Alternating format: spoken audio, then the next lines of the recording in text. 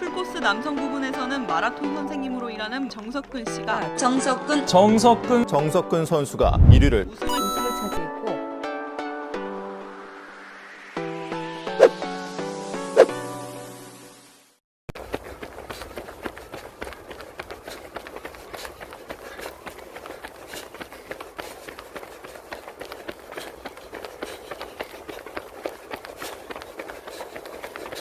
안녕하십니까. 위대한 마라톤 정석근입니다. 여러분들 달리기 할 때 바람직한 달리기, 자, 바람직하지 못한 달리기, 그리고 휴식은 어떻게 하는 것이 좋은지 이 부분에 대해서 제가 간략하게 안내드리겠습니다. 일반적으로 바람직하지 못한 비효율적인 달리기를 먼저 한번 설명해 드리겠습니다. 일반적으로 달릴 때 내가 너무 발을 앞으로 많이 뻗으려고 하면은 그게 초반에는 그게 빨리 나가는 것 같지만 사실은 그게 경제적이지 못합니다. 그러니까 자기에 맞는 보폭으로 뛰는 것이 가장 좋습니다. 나는 왜 보폭이 남들처럼 되지 않을까 하면서 강제로 보폭을 늘리잖아요. 그거는 결국은 부상으로 이어지고 결국은 보폭이 후반으로 갈수록 오히려 줄어드는 그런 현상이 생기는데, 그러면 나는 왜 보폭을 늘릴 수 있는 방법이 없을까요? 이렇게 묻겠죠. 있습니다. 그거는 결국은 내가 탄력이 좋아지면은 자연스럽게 보폭은 증가하게 됩니다. 그렇기 때문에 억지로 내가 보폭을 늘리려고 노력하지 마시고 달리기를 하시다 보면은 자연스럽게 늘어나는데, 짧은 기간에 어떤 가시적인 보폭 향상을 원하신다 그러면은 언덕 달리기라든가 계단 오르기, 그리고 자세에서 팔 동작을 뒤로 칠 때 조금 더 강하게 치게 되면은 보폭이 좀 증가할 수 있습니다. 하지만 자기 몸에 맞는 보폭을 가져야 되는데 너무 과하게 발을 앞으로 쭉 뻗으면은 뒤꿈치가 먼저 닿게 됩니다. 그러면 결국은 비효율적인 달리기가 되고 틀림없이 부상으로 이어집니다. 자, 억지로 과한 보폭을 유지하는 그런 주법을 하지 마십시오. 그리고 평지나 내리막을 달릴 때, 오르막은 그렇지 않지만은 평지나 내리막을 달릴 때, 특히 내리막을 달릴 때 주의할 점이 뭐냐면은 너무 과하게 내가 나갈 수 있는 보폭인데 보폭보다 적게 뛰려고 너무 잘게 장걸음으로 뛰려고 하다 보면은 이 브레이크가 걸리는 현상이 생깁니다. 그러면 뛰다 보면 발이 칙칙칙 소리가 많이 납니다. 그럼 결국은 뭐냐면 발이 끌린다는 얘기예요. 그러면 결국은 내가 나갈 수 있는 보폭이 1m 10인데 1m 5, 1m밖에 못 가는 경우가 생깁니다. 신발을 보면은 바닥이 어느 부분이 극단적으로 많이 닳는 경우가 있죠. 그런 경우가 뛰면서 아마 느낄 거예요. 칙칙칙 이렇게 신발이 끌리는 느낌. 그러면 결국은 그게 브레이크 현상이 되는 거예요.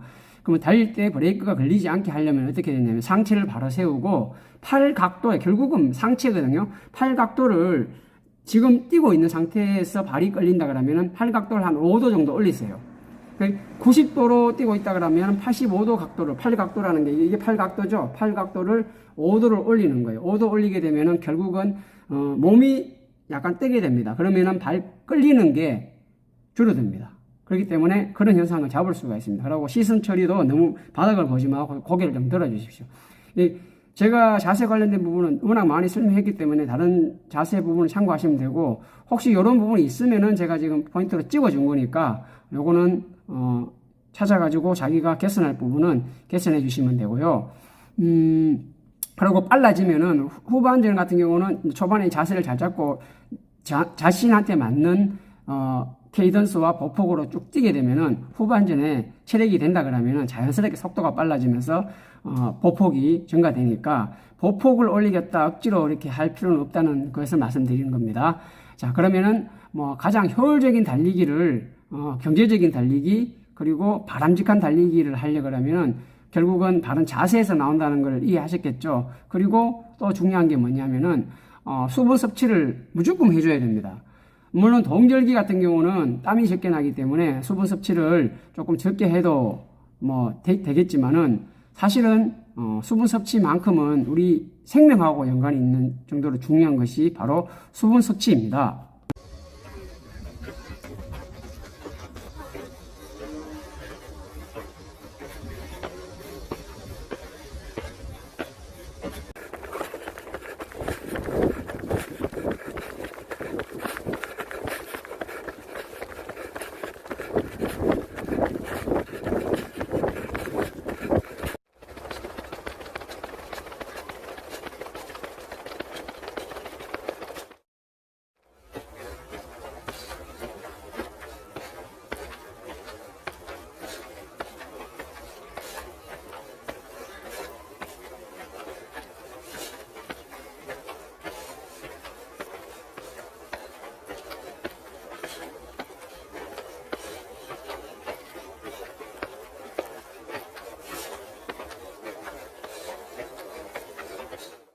일반적으로 수부는 엘리트 선수들 같은 경우는 빨리 뛰기 때문에 5km마다 급수대가 있기 때문에 15분마다 급수를 하는 편이고, 마스터즈 러너들 같은 경우는 한 20분마다 급수를 하는 것이 가장 적당합니다.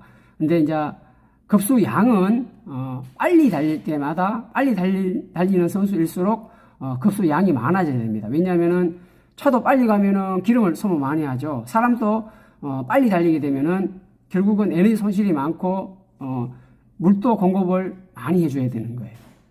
이해하겠죠? 그리고 우리가 달리기를 할 때 내가 오버페이스다 아니다를 알기 위해서는 옆 사람과 이야기가 될 정도, 대화가 되는 정도가 결국은 적절하게 뛰는 거고, 이제 이게 초반, 중반 이렇게 가야 돼요. 그리고 이제 후반에는 힘들어가지고 대화가 어려울 정도로 달려야지 결국은 제대로 뛴 거예요.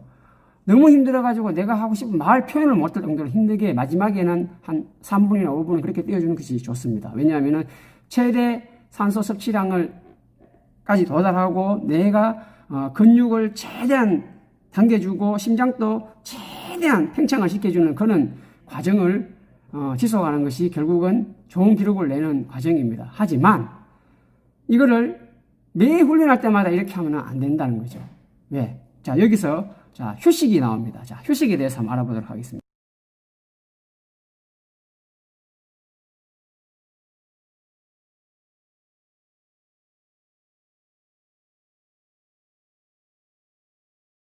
자, 휴식은 여러분들 매우 중요한 겁니다.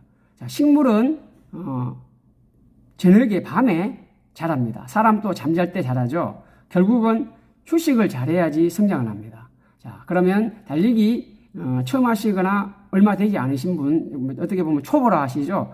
초보 달리기들은 일주일에 3일, 그러니까 일주일에 월화수목금토일, 그러면 7일이죠. 7일 중에 3회 휴식을 하라고 저는 이야기하고 싶습니다.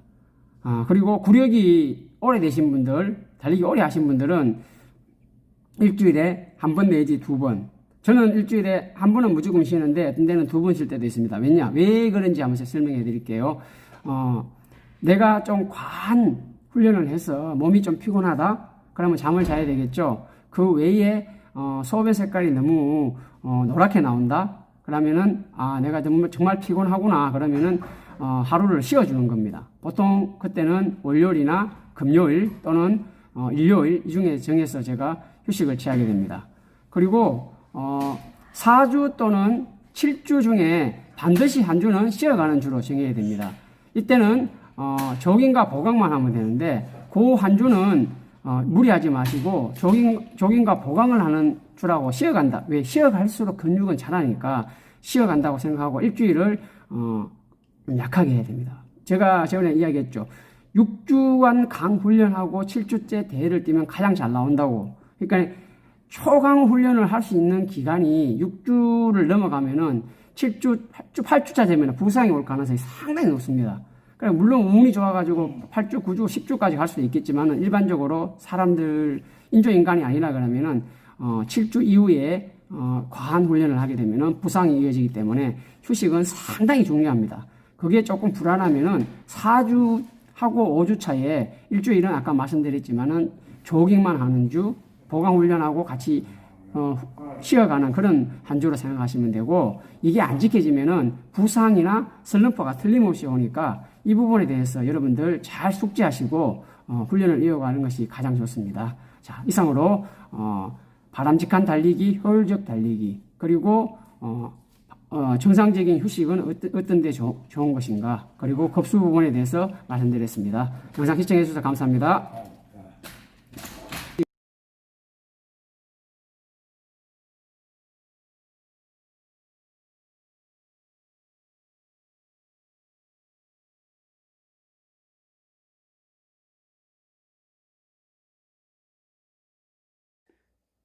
정석근 헬스라이프 좋아요, 구독하기 사랑합니다. 사랑합니다.